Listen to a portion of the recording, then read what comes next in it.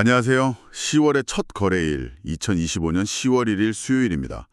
오늘 국내 증시 마감 자료를 가지고 돌아왔는데요. 오늘 시장, 참 흥미로운 하루였습니다. 미국에서는 그 정부 셧다운이라는 큰 변수가 있었는데도 우리 증시는 코스피, 코스닥 모두 상승 마감했어요. 특히 반도체가 정말 뜨거웠죠. 오늘 저희가 함께 던져볼 질문은 이겁니다. 그 셧다운이라는 악재에도 불구하고 시장은 왜 그리고 어떻게 반등할 수 있었을까 하는 점인데요. 오늘 제공해 주신 이 마감 시황 자료들을 통해서 그 핵심 동력이 뭐였는지 또 시장 참여자들의 속마음은 어땠는지 한번 깊숙이 들여다보겠습니다. 자, 바로 시작해 볼까요? 먼저 시장 전체 그림부터 좀 볼게요. 코스피가 0.91%, 코스닥은 0.40% 상승 마감했습니다. 근데 이게 표면적으로 보면 그냥 올랐구나 싶은데 그 배경에는 미국이 셧다운 우려가 오히려 금리 인하 기대감으로 이어지는 뭐랄까 좀 아이러니한 상황이 있었던 것 같아요. 네, 맞습니다. 시장이 셧다운 가능성을 딱 보더니 이러면 미국 경제 좀 둔화되겠는데? 그럼 연준이 금리 인하 시점을 좀 앞당기는 거 아니야? 뭐 이런 식으로 해석을 한 거죠. 사실 경제에는 분명히 부담 요인이잖아요. 근데 시장은 이걸 금융정책 변화의 신호탄으로 받아들인 겁니다. 그렇게 연결이 되는군요. 네, 이런 기대감이 이제 외국인이랑 기관의 강력한 매수세를 확 불렀어요. 코스피에서만 둘이 합쳐서 1조 원 넘게 순매수했으니까요. 외국인이 한 8,500억 원 정도 사고 기관이 한 2,200억 원, 그 정도 사들였네요. 확실히 이들이 시장을 밀어올린 주체였죠. 와, 1조 원 넘게 대단하네요. 그리고 오늘 시장의 주연 배우는 뭐니 해도 반도체였습니다. 9월 반도체 수출액이 역대 최대치를 기록했다. 이런 소식이 빵 터졌죠. 전년 같은 달보다 무려 22%나 증가해서 166억 달러를 넘었다고 하더라고요. 와, 여기에다가 또 간밤에 미국 엔비디아 주가도 강세를 보였고요. 이건 뭐 격포제라고 봐야겠죠. 이 부분이 오늘 상승의 가장 강력한 엔진이었던 것 같은데 좀 더 자세히 들여다볼 필요가 있겠어요. 삼성전자가 2.5%, 또 SK하이닉스가 3.6% 오르면서 지수 상승을 그냥 이끌었죠. 그렇습니다. 역대 최대 수출액이라는 건 이게 단순히 숫자 그 이상이에요. 글로벌 IT 수요가 진짜 살아나고 있구나 하는 구체적인 증거이기도 하고요. 특히 그 AI 시장 성장세, 여기에 대한 기대감을 한층 더 끌어올리는 아주 강력한 시그널로 작용한 거죠. 네. 근데 여기서 정말 중요한 포인트는 이 온기가 삼성전자, SK하이닉스 같은 아주 큰 대형주에만 머문 게 아니라는 점입니다. 반도체, 소재, 부품, 장비, 우리가 흔히 소부장이라고 부르잖아요. 이 소부장 기업들까지 아주 강하게 같이 움직였다는 거예요. 소부장까지요? 네, 예를 들어서 심텍홀딩스 같은 경우는 자회사 실적 기대감까지 딱 맞물리면서 18% 넘게 급등했고요.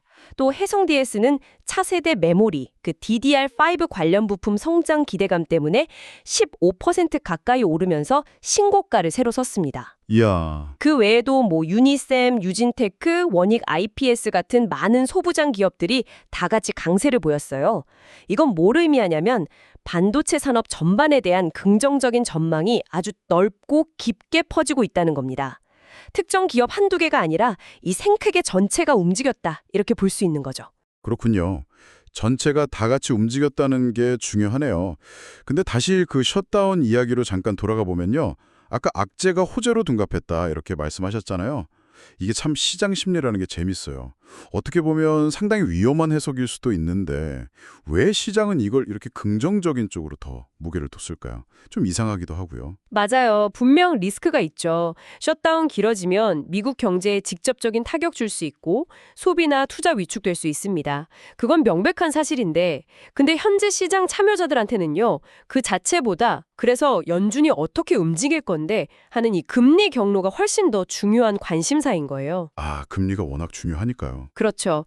금리가 워낙 오랫동안 시장을 계속 짓눌러 왔으니까요. 그래서 셧다운 때문에 혹시 경기가 둔화될 수 있다, 이 가능성이 오히려 연준의 긴축 의지를 좀 꺾거나 어쩌면 금리 인하 시점을 앞당길 수도 있겠다. 이런 기대감이 더 크게 작용한 거죠.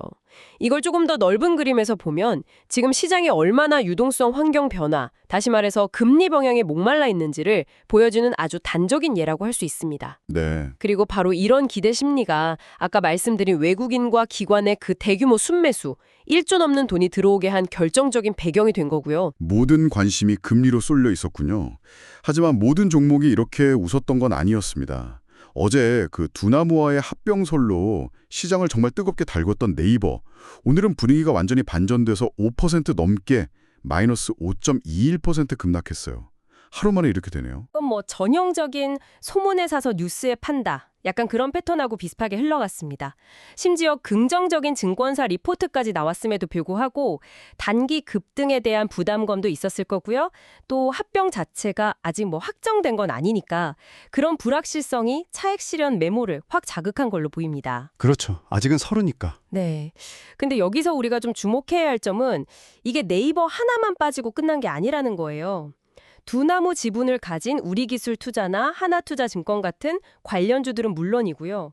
뭐 가상자산, 스테이블코인, 핀테크 이런 관련 테마주들까지 다 같이 약세를 보였습니다. 아, 관련주들까지 다 같이요? 네, 특정 이슈에 대한 기대감이 얼마나 빠르게 식을 수 있는지, 그리고 이런 테마주들이 얼마나 서로 촘촘하게 엮여서 같이 움직이는지를 정말 여실히 보여준 그런 사례라고 할 수 있겠습니다. 테마주 투자의 어려움이 이런 데 있군요. 자, 그럼 반도체 말고 다른 쪽도 한번 살펴보죠. 조선주하고 조선기자재 쪽도 오늘 상당히 강했네요. KS 인더스트리는 상한가를 기록했고 한화엔진도 10% 넘게 올랐습니다. K조선의 LNG선 수주 소식은 뭐 꾸준히 들려오는 것 같아요. 맞습니다. 최근에 발주된 LNG 운반선 16척 중에 무려 14척을 우리 기업들이 따냈다는 소식. 이건 정말 대단한 성과죠. 기술력 격차를 다시 한번 보여준 셈이고요. 네, 16척 중에 14척이면 거의 다네요. 그렇죠. 근데 이게 단순히 수주 잔고가 늘어나는 것뿐만 아니라 배 가격 자체, 그러니까 선가라고 하죠. 선가 자체가 오르고 있어서 수익성 개선 기대감도 같이 커지고 있습니다. 이런 기대감이 이제 배를 직접 만드는 대형 조선사뿐만 아니라 그 밑에 부품이나 기자재를 납품하는 업체들로 확산되고 있는 그런 모습이에요. 아, 기자재 업체들까지? 네, 예를 들어 KS 인더스트리 같은 경우는 최대 주주 변경 이슈까지 더해지면서 상한가로 바로 갔고요. 하나엔진이나 태광, 성관밴드 같은 다른 기자재 업체들도 좋은 흐름을 쭉 이어갔습니다. 앞으로 친환경 선박 수요가 계속 늘어날 테니 이쪽은 당분간 좀 주목해볼 만한 분야라고 생각됩니다. 그렇군요. 조선 쪽도 계속 지켜봐야겠네요. 그 외에도 오늘은 정말 다양한 테마들이 움직였던 것 같아요. 미국 블룸에너지 주가가 급등했다는 소식에 수소 관련주들이 좀 올랐고요. 또 폴더블 폰, 드론, 그리고 남북 경협 관련주도 일부 강세를 보였습니다. 리튬 관련주도 있었네요. 개별 종목 중에서는 신규 상장한 명인제약이 첫날 110% 넘게 폭등하면서 시장의 눈길을 확 사로잡았고요. 또 제이준 코스메틱이나 한국 PIM처럼 어떤 특정 호재가 딱 부각되면서 상한가를 기록한 종목들도 눈에 띄었습니다. 예, 맞아요. 시장 전체 분위기도 물론 중요하지만 결국에는 개별 기업이 가진 성장 스토리, 그게 얼마나 매력적인지가 주가에 큰 영향을 미치는 것 같습니다. 아까 잠깐 다시 언급했던 반도체 소부장의 해성 DS나 심테크잉스처럼요. 이 산업 트렌드라는 큰 파도에다가 DDR5라든지 혹은 자회사 실적 개선 같은 아주 구체적인 성장 모멘텀이 딱 결합될 때 시장에서 더 강하게 반응하는 그런 경향이 뚜렷하게 나타났습니다. 네. 그리고 온코닉 테라퓨틱스 같은 바이오 기업도 있었죠. 난소암 치료제 임상 관련 소식이 나오면서 20% 넘게 급등하기도 했고요. 이렇게 곳곳에서 개별적인 이슈들이 주가를 움직였습니다. 정말 종목별로 희비가 엇갈리는 하루였네요. 그럼 시장 내부 수급 상황도 좀 짚어보죠. 코스피에서는 외국인이란 기관이 쌍끌이 매수를 했는데 개인은 반대로 1조 원 넘게 팔았어요. 근데 코스닥에서는 또 반대네요. 기관만 사고 외국인이랑 개인은 파는 좀 엇갈린 모습이었는데 이건 어떻게 해석해야 할까요? 일단 코스피에서 외국인이랑 기관이 1조 원 넘게 그것도 같이 순매수를 했다는 건요. 아까 말씀드린 대로 반도체 중심의 랠리, 그리고 금리 인하 기대감, 여기에 대한 긍정적인 베팅이라고 봐야 합니다. 상당히 강한 신호죠. 네. 반면에 개인이 이렇게 대규모로 매도에 나선 것은 아마 지수 반등을 이용해서 차익 실현에 나섰을 수도 있고요. 아니면 뭐 다른 테마, 예를 들어 최근에 더 뜨거웠던 다른 쪽으로 자금을 좀 옮기려는 그런 움직임일 수도 있습니다. 그럴 수 있겠네요. 그리고 코스닥에서 수급이 엇갈린 것은 아마도 기관은 코스닥 안에서도 성장성 있는 중소형주를 일부 담으려고 했던 반면에 외국인이나 개인은 코스피 대형주 랠리에 좀 더 집중했거나 혹은 코스닥 일부 종목에서 차익 실현에 나섰을 가능성 이런 걸 보여주는 것 같습니다. 수급도 참 복잡하네요. 그럼 증시 주변 자금은 좀 어떤가요? 투자자들이 요즘 얼마가 적극적으로 시장에 참여하고 있는지도 궁금한데요. 고객 예탁금, 그러니까 증권 계좌에 그냥 대기하고 있는 돈은 소폭 줄었습니다. 큰 변화는 없었고요. 그런데 미수금이나 신용융자 잔고, 그러니까 소위 말하는 B2, 빚내서 투자하는 금액은 오히려 늘었어요. 나 B2가 늘었다고요? 네, 특히 신용잔고가 235조 원에 거의 육박하면서 계속 증가세를 보이고 있다는 점. 이게 레버리지를 활용한 투자가 늘고 있다는 의미거든요. 물론 시장 상승에 대한 기대감이 그만큼 크다는 증거이기도 하지만 동시에 시장이 조금만 흔들려도 반대 매매 같은 위험이 커질 수 있다는 양면성을 가지고 있습니다.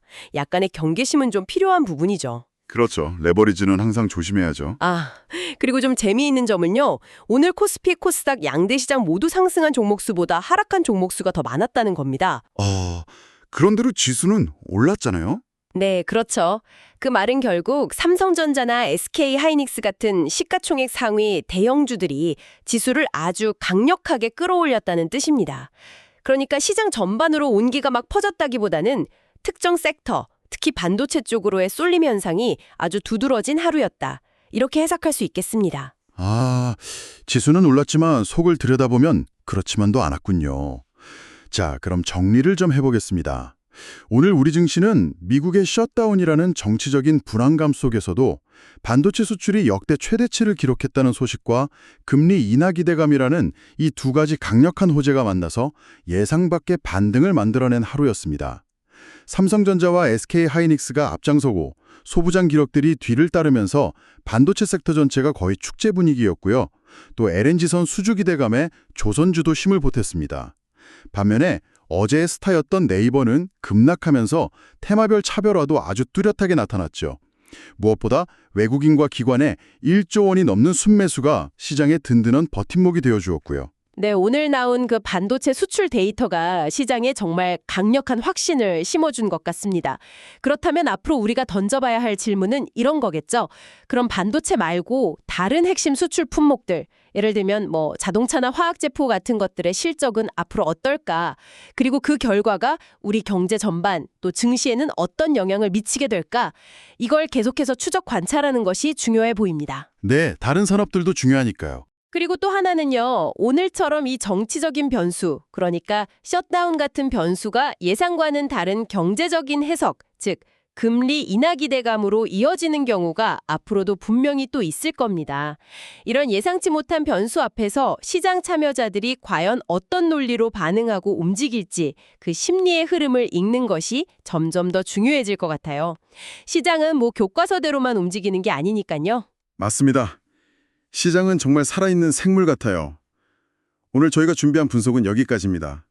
제공해주신 자료를 통해서 복잡했던 하루의 시장 흐름을 이해하시는데 조금이나마 도움이 되셨기를 바랍니다. 함께해 주셔서 감사합니다.